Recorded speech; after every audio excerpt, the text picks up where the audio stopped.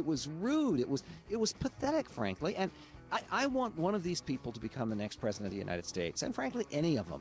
But they all had diminished chances because, listen, if you're arguing over who has the floor, there is nothing less presidential. You remember what Ronald Reagan did when he had a moment like that? I paid for this microphone, right? Right. He just took command. Michael Medved and Dave Bose talking about what was, I think, everybody's feeling in watching that debate. Mitt Romney, the front runner, along with Herman Cain, and arguing yet again with a very poor looking and sounding Rick Perry. You know, I got to tell you, you know, this really is. I agree with Michael. There's a danger here when you're asking people to vote and consider these people for the presidency, and they are coming off as children. Really, that's great, Fred Dreyer. You're saying it right here, and that is the fact that it just seemed like Rick Perry in that last debate was a prize fighter being knocked on the floor and coming up and just trying to frail around and swing and throw any kind of a punch he could without really thinking about it. And it's like he was trying to box himself out of the corner, and it was quite apparent. You know, it's really a bad decision making, and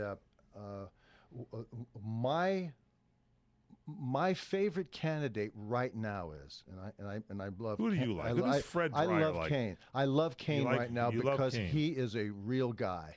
And he's a real guy. He's making statements. He's answering questions. He's not scared. Somebody challenges his 999 plan. He says, no, that's not what I'm saying. You're comparing apples to oranges, and I'm talking about this. And he has a real viable business model. He makes me feel confident that he knows how to run this country. Yes, but here's the other guy. The other guy laying in the weeds, who I believe is at 10% right now, is bubbling under, is Newt Gingrich. Let's hear what Newt had to say about this.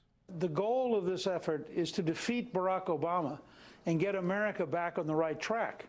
The goal of this entire project isn't to have one ego or one ambition over another and then go get beaten by the president because we've beaten each other up so much.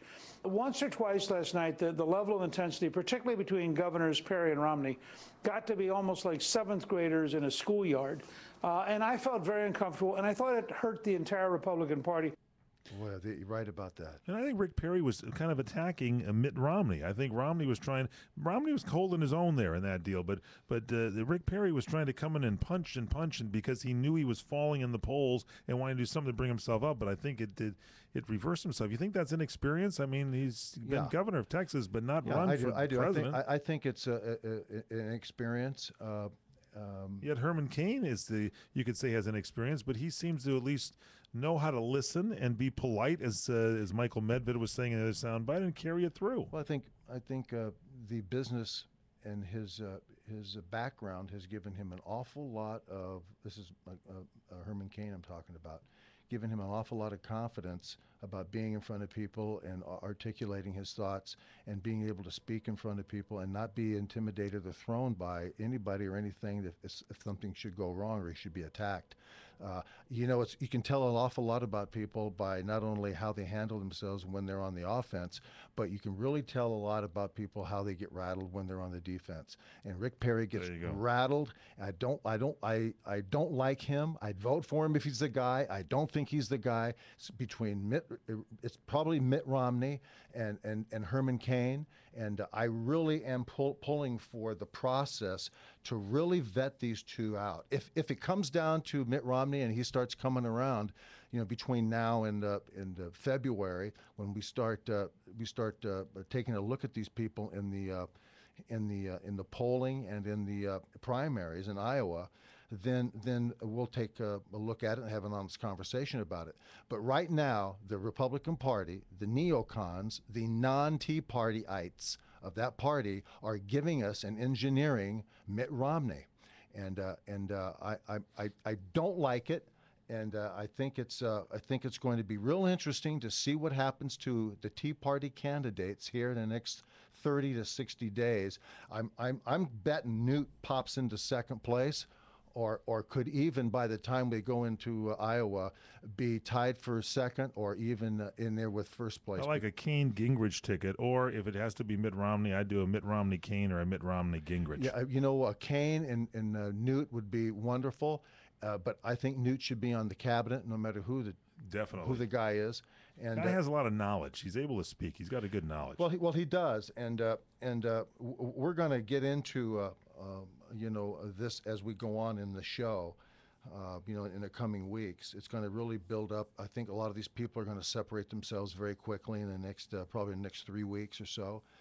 By Thanksgiving, we'll be chewing on turkey, talking about 2 or 3 people seriously. That's it. And there's no basketball to watch, so we might as well chew on this. Yes, exactly. Thank you. You said Joe Biden was in the news, huh?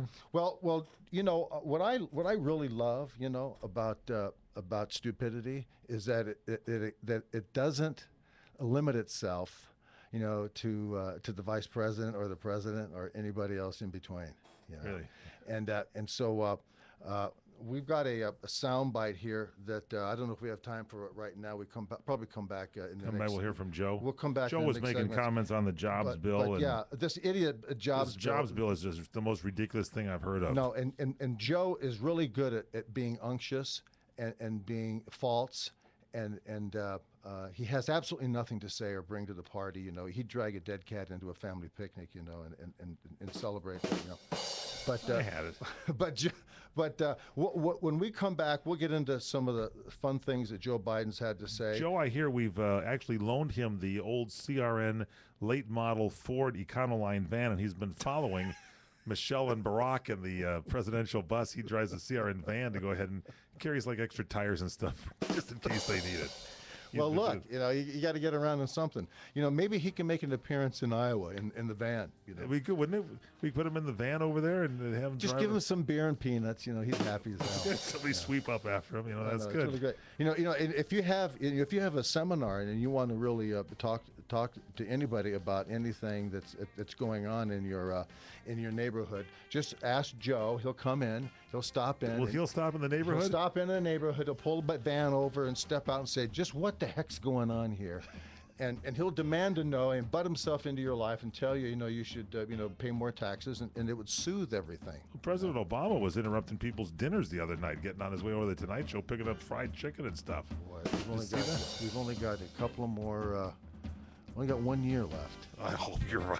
I can't take much more. This is Fred Dreyer. Don't go away. We'll be right back.